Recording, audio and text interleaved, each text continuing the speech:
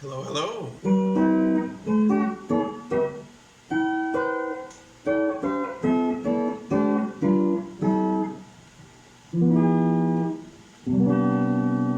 Let's talk about these drop twos again. Let me sit up. God, I'm being so lazy.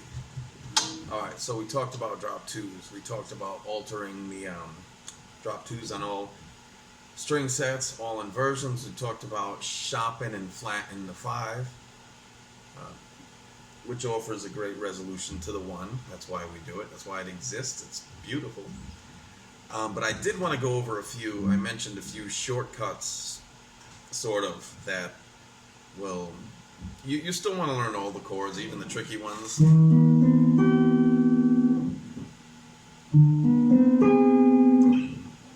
Just so you know them. You might not ever play them, unless you might have some time to get into it. But there are some little tricks I can show you guys, and they're nice little voice leading options as well. For example, the C major 7 root position, let's say. Let's take the middle 4 strings. So you got that C major 7 root position, middle 4 strings, 3 5 4 5, 1 5 7 3, C G B E, C G B E. I don't know if you heard that.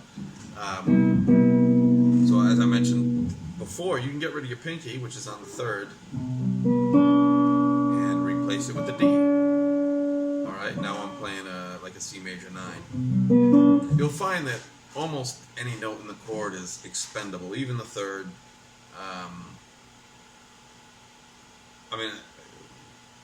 You build them, whatever you think sounds good. Some people spend too much time thinking, oh, I can get rid of this. I can get rid of the root and the 5, but I can't get rid of the 3rd. And you can get rid of anything you want. Trust me. So you've got that. Another way to play that chord would be 3 2 4 3. So now you got the 1 3 7 9. Now you're getting rid of the 5. Basically the same exact chord you just played, but you're replacing the 5 with the 3rd. You're replacing a G and now playing an E. Another one of my favorites in this same area would be to just play a D triad on top of the C, which might sound weird, but I remember being on a gig with a pianist, and he actually, it was a rehearsal. I remember it now. It was Rich Hunley back in Rhode Island. We were playing in this big band, I think, and he just ended a tune, and it was a 2-5, I think.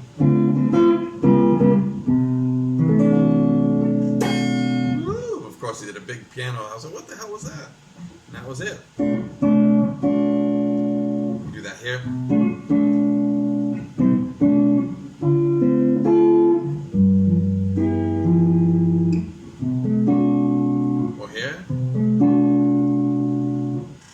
Also, for this first inversion, which is a monster,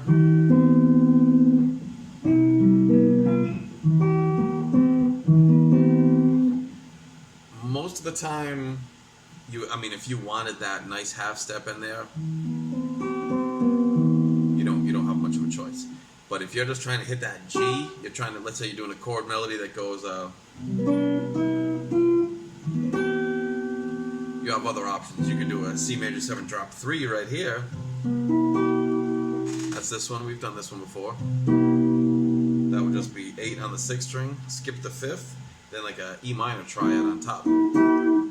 B, E, G. So you could go like, or even easier, you could go like, play an E minor 7. An E minor 7 chord is C major 9. Whenever you have that's kind of a cool little trick if you didn't know it already. Chords are built in thirds, 1 3 5 7. If you want to make that same chord a 9, you would go 1 3 5 7 9. Like I said earlier, you can get rid of any note you want for the most part. So that 1 3 5 7 9 could now be 3 5 7 9, which would simply be the 1 5 1 3 5 7 of a chord a third above.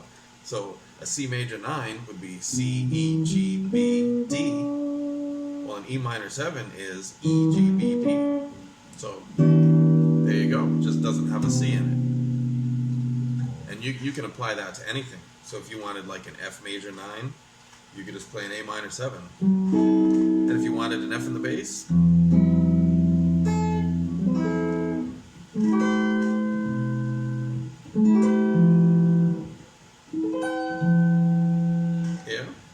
this might be tricky. Oh no, I can do it. I've never done this in my life, but that's a cool looking chord. Ooh. Beautiful. I absolutely love it.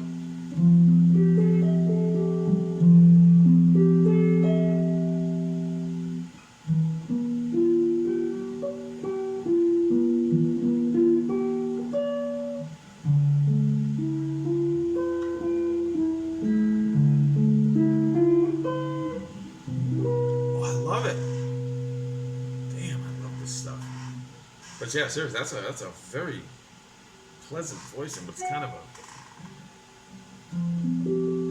I have an A minor 7 on top, first inversion, with that F in the bass. That's pretty. So yeah, that's a cool, like a G9. That's common in blues, you know.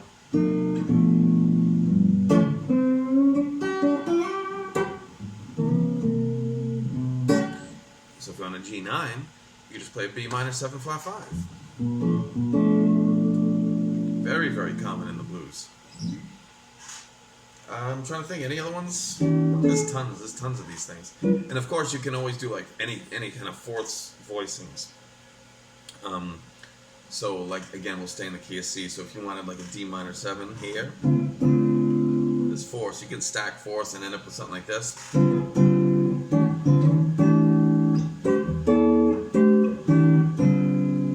Just 5 5 5 6 7 7 7 8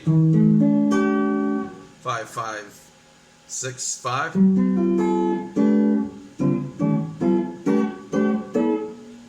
know, those are kind of cool sounding voices, and it's kind of nice filler if you're doing it like a chord run.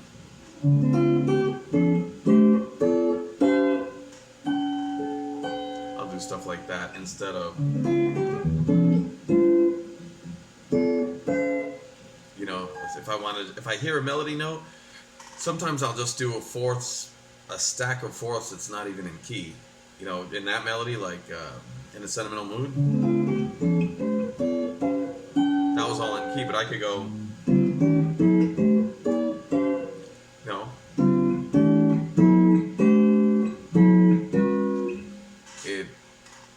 some people might like that sound.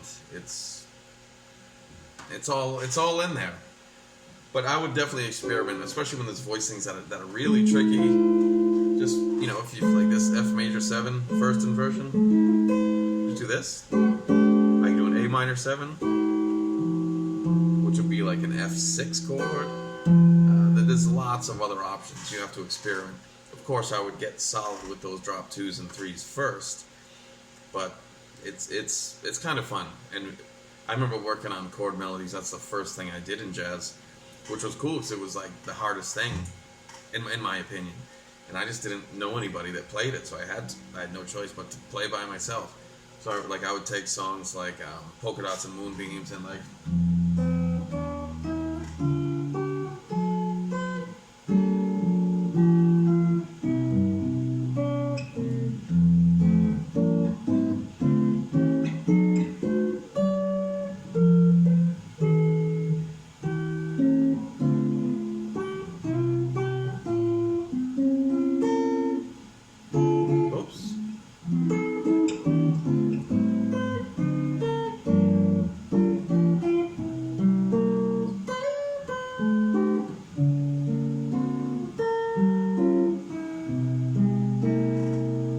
work on different things. Like I might do it up here. I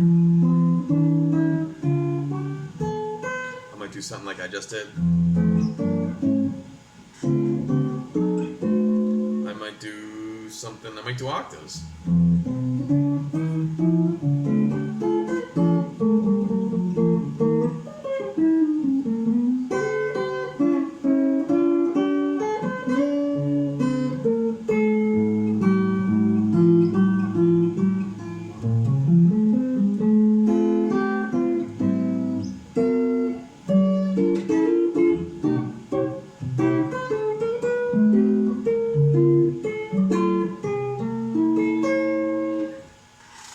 song and start working those chords, and don't even worry about the melody at first. Just try to get through it and throw in little. If you're playing a G minor 7, you throw in that 9 before you go into that C7 sharp 5.